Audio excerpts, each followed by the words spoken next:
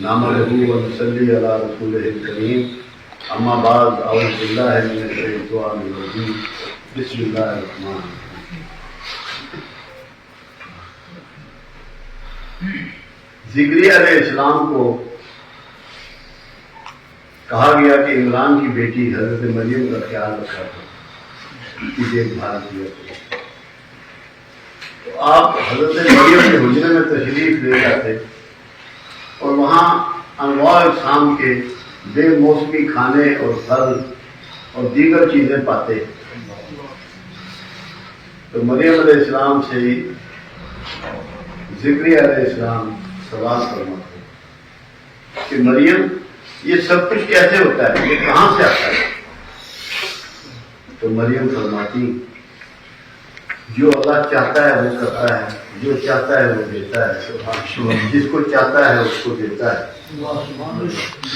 تو یہ رحمت کا نزول جب وہاں ہو رہا تھا تو زکریا علیہ السلام نے بیٹے کی پیدائش کی دعا اسی مقام پہ کھڑے ہو کے کی جہاں یہ رحمت اللہ کی برکت ہے.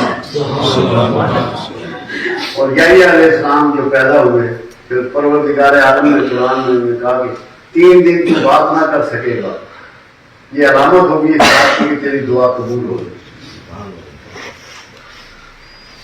جب آپ کو کسی جگہ کی بھی یہ کنفرمیشن مل جائے کہ یہاں رحمت کا نزول ہوتا ہے، یہاں رحمت برستی ہے، آپ کا دل اس کی گواہی دے دے، وہی مقام دعا ہوتا ہے. اگر آپ یہاں آتے ہیں اور اس رہنمائی کے ساتھ آتے ہیں کہ یہاں رحمت اور برکت کا نزول نہیں ہے تو کوئی دعا نہیں. اور اگر آپ کا یقین ہے کہ جہاں کچھ نہ کچھ غیر معمولی ہے، کچھ نہ کچھ اس کی رحمت برستی ہے، تو دعا ضرور کیجیے گا، انشاءاللہ آپ کی دعائیں اللہ قبول فرمائے. تو یہ میں نے بات کر دی. دوسری بات یہ ہے کہ قرآن ہمیں یہ سکھاتا ہے کہ کیا ہو گیا ان لوگوں کو جو اپنی جانوں پر ظلم کر بیٹھے ہیں، کیوں نہیں میرے رسول کے پاس جاتے اور درخواست گزار ہوتے کہ ہمیں اللہ سے بخشش دے دو، اور رسول تمہارے لیے بخشش مانگے اور میں بخش دیتا. کیا یہ اسی زمانے کے لیے بات تھی، محدود بات تھی؟ یہ قیامت تک کے لیے ہے، کیونکہ جب قرآن میں مینشن ہو گئی، قرآن کی بات، قرآن کا دور بعد از قیامت بھی ہے، یہ ہمیشہ کے لیے معاملہ طے ہو گیا. جب آپ درود شریف پڑھتے ہیں، جب سرکار کے سلام بھیجتے ہیں تو آپ کی بات پوری پہنچتی ہے. مگر ہمیں کرنا کیا ہے؟ پہلے ہمیں اس بھید کو سمجھنا ہے. جو رسول اللہ پسند کرتے ہیں ہمیں اسے پسند کرنا ہے، جو رسول اللہ ناپسند کرتے ہیں ہمیں اسے ناپسند کرنا ہے. خالی بری کام نہیں چلے گا کہ آپ یہ سمجھیں کہ بس آپ کی دعائیں قبول ہو جائیں گی، آپ کی بخشش ہو جائے گی. آپ کو رسول اللہ کے گروہ میں شامل ہونا پڑے گا. معافی لینے کے لیے کچھ طریقے آپ کو بدلنے پڑیں گے. اللہ کے حبیب صلی اللہ علیہ وسلم نے اس کی نشاندہی فرما دی کہ ایک ایسا زمانہ آئے گا لوگوں نے نہ مجھے دیکھا ہوگا نہ میری آواز کو سنا ہوگا، مگر مجھ سے محبت کرتے ہوں گے. خوش نصیب ہے وہ شخص جس کے سینے میں کملی والے کی محبت جو ہے وہ جاگ جائے، پیدا ہو جائے. یہ اللہ کی مہر کے بغیر نہیں ہو سکتا، ممکن نہیں ہے. تو جب اللہ یہ مہر کر دے اور یہ پیدا ہو جائے تو اس کا مطلب یہ ہے کہ بات جو ہے وہ بن جانی ہے. اب دیکھنا یہ ہے کہ ہم زیادہ وہ کام کرتے ہیں جو رسول اللہ کو پسند نہیں ہے.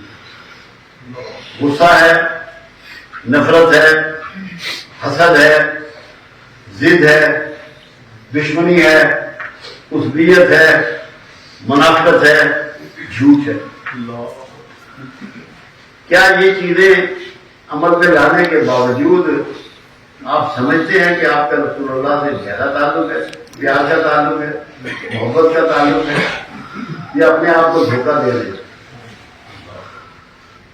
آپ کو سچائی اپنانی پڑے گی, محبت اپنانی پڑے گی, شرافت اپنانی پڑے گی, پاکیزگی اختیار کرنی پڑے گی. یہ آپ کو چینج کرنا پڑے گا. اب آپ دیکھیے کہ کچھ لوگ آپ کے پاس آئے اور انہوں نے کہا کہ رسول اللہ صلی اللہ علیہ وسلم, ہم جب آپ کے پاس آتے ہیں تو جو اصحاب صفا آپ کے پاس بیٹھے ہوتے ہیں, ان کی جوئیں ہمیں چڑھ جاتی ہیں, ان کی جوئیں ہمیں چڑھ جاتی ہیں. ہمارے لیے ملاقات کا ٹائم کچھ الگ کرنا. میرے آقا کو تکلیف بہت انتہائی دور پہنچا. آپ نے ان کے لیے نہ کوئی ٹائم مقرر کیا, نہ اس بات کا جواب دیا, خاموش ہو گئے.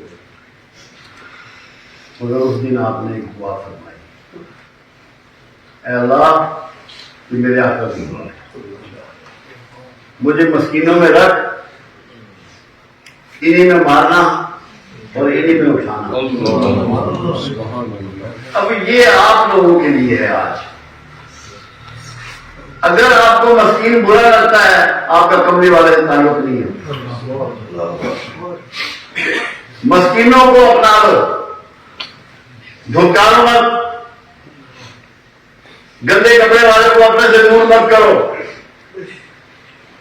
کمزور حیثیت کے آدمی سے نفرت مت کرو. اگر چاہتے ہو کہ تمہیں کملی والے سے خیر ملے, تمہیں اس کی شفاعت نصیب ہو, تو سوچ کو بدلو. یہ ارادہ کر لو کہ مسکینوں میں رہنا چاہتے ہیں میرے آقا, مسکینوں میں مرنا چاہتے ہیں, مسکینوں میں اٹھنا چاہتے ہیں. ہم کہاں کھڑے ہیں, ہم کہاں کھڑے ہیں, ہم کیا کر رہے ہیں؟ کیونکہ بہت زیادہ دعویٰ پورے معاشرے میں بکھرا ہوا ہے. ہر کوئی یہ سمجھتا ہے کہ میں رسول اللہ سے محبت کرتا ہوں, میں رسول اللہ سے عشق کرتا ہوں, مگر کیا اس کے رویے سے یہ باتیں چھلکتی ہیں؟ یہ احساس ہوتا ہے کہ میں کیا کر رہا ہوں, مجھے کیا کرنا چاہیے. اپنے سوچ کو بدلنا ہے. یہاں آنے کا آپ کا مقصد ہی یہ ہے. یہاں بنیادی طور پہ ہمارا اسکول آف تھاٹ جو ہے وہ تصوف ہے, جو تمام اولیاء اعظام کا سلسلہ چلا آ رہا ہے, نسل در نسل چلا آ رہا ہے. اس صفائی قلب کو بھی بلیو کرتا ہے. اپنے اندر کی صفائی اس کا منشور ہے, اس کا ماٹو ہے. غصہ موجود ہے, نفرت موجود ہے, شدت موجود ہے, اور پھر بھی اندر محبت ہے تو کیسے ہوگی؟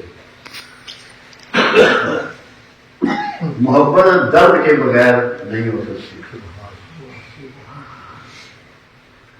جب اللہ کے رسول صلی اللہ علیہ وسلم راتوں پہ کھڑا ہو کے امت کی بخشش کی دعائیں کرتے ہیں, امت کی عافیت کی دعائیں کرتے ہیں, امت کی مغفرت کی دعائیں کرتے ہیں, کیا یہ بغیر درد کے ہے؟ کیا سینے میں سے دعا نکلتی ہے بغیر درد کے کسی کے لیے؟ کیا یہ ممکن ہے؟ کیا ڈرامہ کیا جا سکتا ہے؟ اس درد کو اپنانا ہے. میں آپ کو یقین دلاتا ہوں, اگر آپ کے اندر تھوڑا سا بھی درد پیدا ہو گیا, ہم قیامت کے قریب کے زمانے میں ہیں, سرکار سے دوری کے زمانے میں ہیں, تو تھوڑا سا بھی آج کا جو درد ہے نا, وہ آپ کی کائنات کو بدل ڈالے. اس کی ابتدا آپ نے اس طرح کرنی ہے کہ آج سے, ابھی سے مسکینوں کو چھاتی سے لگانا ہے, اور اس لیے لگانا ہے کہ یہ آقا کی پسند ہے. مسکین سرکار کی پسند ہے, جو سرکار کی پسند ہے وہ میری پسند ہے. یہ بنا لینا ہے ان کو. اگر یہ بن گیا باخدا آپ سب کامیاب ہو گئے. میں اللہ کو دعا کر کے کہہ رہا ہوں کہ آپ کامیاب ہو. میں یہی تڑپتا رہتا ہوں, یہی سوچتا رہتا ہوں, دن میں یہی غور کرتا رہتا ہوں کس طریقے سے. دیکھیں, آج سے 40 سال پیچھے جائیں, 50 سال پیچھے جائیں, ہمارے پاس اسباب بہت کم تھے.